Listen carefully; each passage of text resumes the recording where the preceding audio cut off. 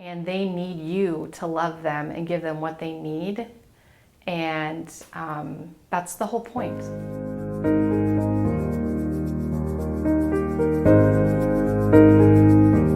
How long have you been a foster parent? Well, we first started fostering in February 2015, or technically March. That's when we got our first phone call. And how many kids have you fostered? 4. 4? Yep, 3 of them adopted, and we're still fostering the 4th one right now. Okay. So you've adopted 4 of the foster. 3 of the 4. 3 of the 4. Yeah, I know, that's pretty unheard of. That's awesome. Why did you decide to go into foster care?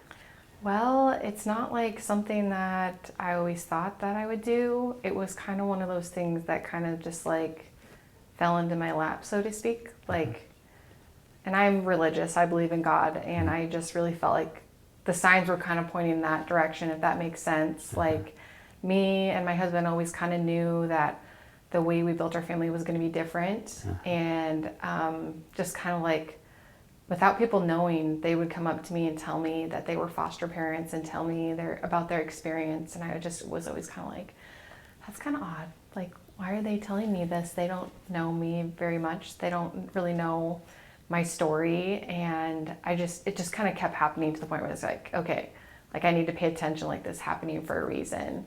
And so what really was like a turning point for me was when somebody at my church was talking and speaking about how they adopted through foster care. And so I was like, okay, I'm going to talk to this person and just kind of gather more information about what fostering is and what that means.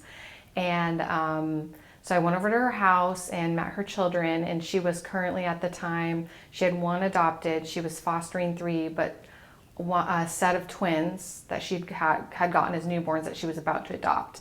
And I started just asking her questions about that and how you do that. And one of the things I asked her, I said, and I think a lot of people ask this because people say this all the time. They say, how do you like take care of them without like getting heartbroken? Like, what happens if they leave? Like, how do you protect yourself? And what she said to me, and it's always stuck with me, is she said, you do get heartbroken. She's like, but that's the point. You know, like, you're an adult, you have a support system, you have your spouse, you have your family, your brothers, sisters, parents, friends, people that can support you if that child leaves. But that child, they have no one. They don't have that support, and they need you to love them and give them what they need. And that's the whole point. And once she said that to me, like it was kind of like I finally understood, like, oh, so it's not about protecting my heart, it's about loving them and protecting them. And after that, I remember I got in the car and I was driving home, and I was like thinking about what she had told me and praying about it. And I just had this really like spiritual experience where I just really felt like God was telling me, like, this is how you're going to be a mom. Like, you are going to be a foster and adoptive mom. And so that's how I knew. That's great. Are any of them siblings? Yes. Okay. So 2 are siblings, and the other 2 are not. The other 2 are not, yeah. Our son, he has other siblings, but he's the youngest of all the kids, and the foster family that adopted his siblings were unable to take him, so.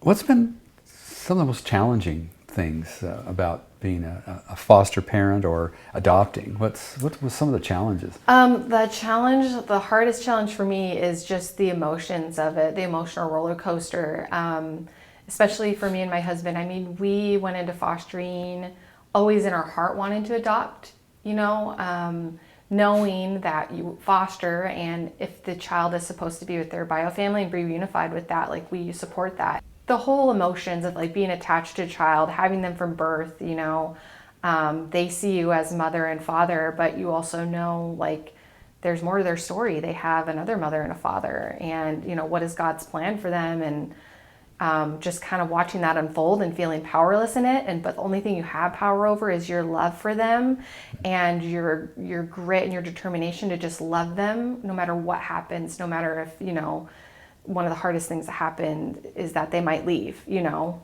which, you know, there could be worse things that happen than that, but that is very difficult. So we talked a little bit about kind of the hard part. So what's kind of the fun part? The fun part is just loving the kids and, you know, getting to know their little spirits and the memories. I mean, just the part of being a mom, because being a foster mom, I mean, if you really love the kids how you're supposed to, it shouldn't really feel any different than being any other kind of a mom, any biological mom or anything. Just being there in the moments with them, seeing their smiles, just watching them reach those milestones and being happy with them. And also for me personally, I also find joy in like connecting with their bio parents and being able to share pictures with them and kind of like have that connection with them, hear their story, and just share love with them and have that relationship with them. So one to go to adopt. You gonna adopt the last one? If it comes to that, we're willing. Okay. What will determine that? His case plan is still technically reunification, but we have a court hearing in like a week, and at that court hearing we'll find out if they're going to change the case plan or not. Okay. So it's kind of in the works. I heard your side now. Your husband, did he take much convincing to be a go into foster care? No, he kind of always was totally on board with adoption or fostering or whatever. In fact, I don't even really remember having the conversation like I ever had to convince him. It was just kind of like, hey, I feel like this is something we should do. And he's like, okay. My husband, just to give you background, he's not anymore, but he was a teacher, middle school teacher. So, I mean, he just has a way with kids, I think, and children, like he understands them and loves kids. And so I think it's just something that is natural for him. He's such a good dad.